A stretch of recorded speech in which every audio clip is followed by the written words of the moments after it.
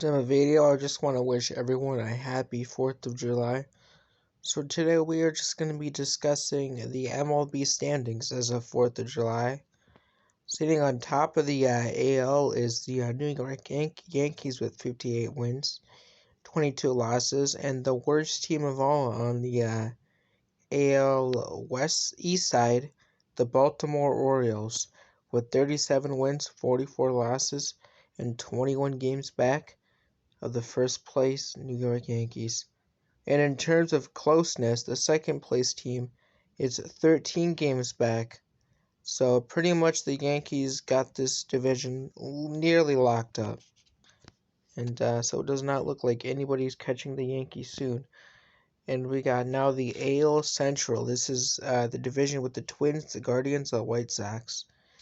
This could be a potentially three-way tie division. Right now, the Twins lead the division by 2.5 games, while the Guardians are the White Sox are only 4 games back, and like we just said, the Guardians are only 2.5 games back.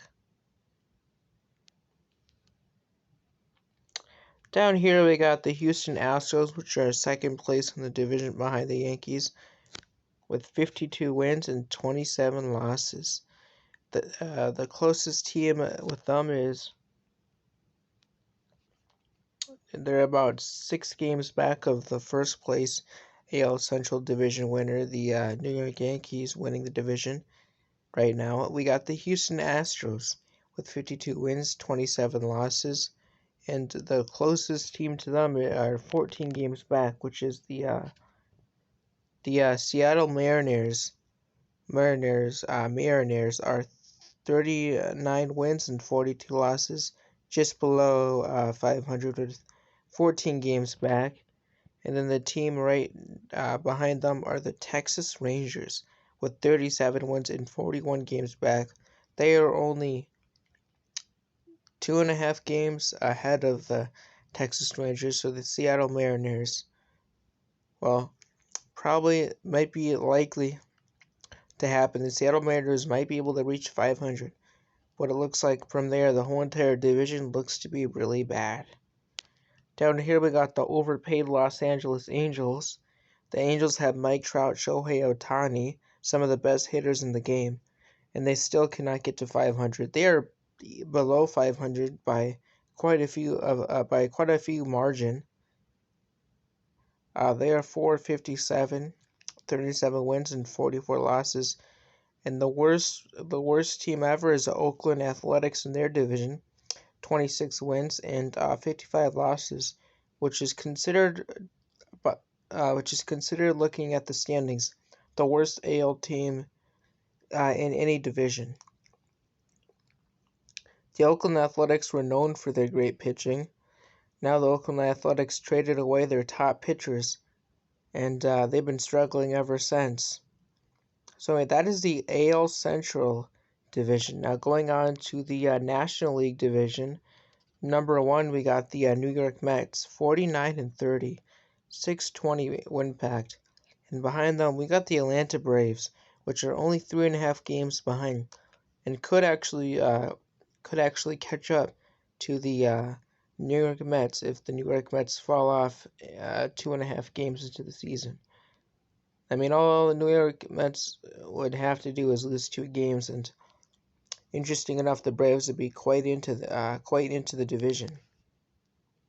Going on, we got the Milwaukee Brewers in this division. We like to call this division the worst division of all. Why is this a bad division?